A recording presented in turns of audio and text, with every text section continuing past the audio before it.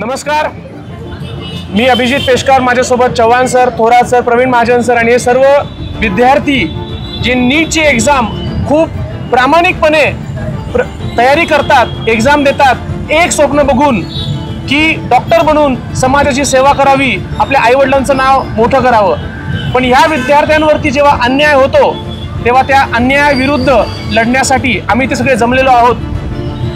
हे सगळे विद्यार्थी रिपीटर विद्यार्थी आहेत। हा माझ्यासोबत इथे अभिषेक याला 603 मार्क आहेत, यांना 570 580 मार्क आहेत। हे विद्यार्थी ऑलरेडी रिपीटर आहेत। या विद्यार्थ्यांना याच वर्षी MBBSचं सीट, यांच्यापैकी बऱ्याच विद्यार्थ्यांना MBBSचं सीट, BAMSचं सीट भेटलंच पाहिजे होतं। पण NTA ने केलेल्या स्कॅममुळे, काही पैशांसाठी, स्वार्थी असलेल्या पैशांसाठी घोळ करणाऱ्या लोकांमुळे, काही शिक्षकांमुळे आणि NTAच्या लाचारीमुळे काही मुलांनी पेपर लीक केला, स्कॅम केला आणि ह्या मुलांवरती अन्याय केला। महाराष्ट्रातल्या, मराठवाड्यातल्या या मुलांवरती अन्याय होता कामा नाही। त्यामुळे आम्ही NTA विनंती करतो की काही करून रिइव्हॅल्युएशन करा। ज्या मुलांनी चुका केल्या आहेत त्या मुलांचा पेपर रद्द करा, त्यांना पुन्हा नीट देता आली पाहिजे नाही। ज्या सेंटरवरती मुलं आउट ऑफ मार्क घेतलेले, ज्या सेंटरवरती आउट ऑफ मार्क पडलेले, त्या सेंटरची एग्जाम रद्द करा, त्यांची पुन्हा एग्जाम घ्या आणि कृपया करून 28 लाख मुलांना बेवकूफ बनवू नका। 28 लाख मुलं बिचारे प्रामाणिकपणे मेहनत करतात, प्रत्येकाचे हजार 2,000 रुपये तुम्ही घेतात, करोडो रुपये तुम्ही घेतात आणि एक एग्जाम कंडक्ट करू शकत नाही।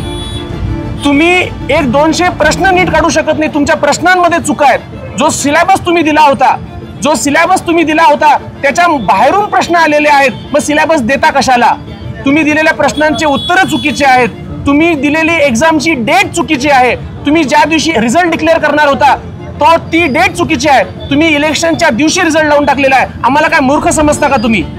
त्यामुळे NTA माझी विनंती आहे, या सर्व विद्यार्थ्यांचं आयुष्य बर्बाद करू नका, तुमच्यावरती खूप मोठं कलंक लागेल।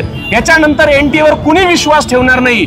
त्यामुळे मी पुन्हा एकदा हात जोडून विनंती करतो आणि सर्व प्रसार माध्यमांना विनंती करतो की प्लीज हा विषय उचलून धरा, कारण की हा प्रश्न माझा नाही, हा प्रश्न तुमचा नाही, हा प्रश्न आपल्या लेकरांचा आहे, हा प्रश्न भविष्यात बनणाऱ्या डॉक्टरांचा आहे, हा प्रश्न त्या डॉक्टरांकडे जाऊन आपण घेणाऱ्या उपचाराचा आहे। त्यामुळे आपला देश जर सशक्त बनवायचा असेल तर लक्षात ठेवा, डॉक्टर हा प्रामाणिक असला पाहिजे। आणि मला सांगा, या मुलांना जेव्हा शिक्षण भेटेल की तुम्ही स्कॅम करून डॉक्टर बनू शकता, तर तो डॉक्टर उद्या जाऊन चांगला डॉक्टर बनेल का?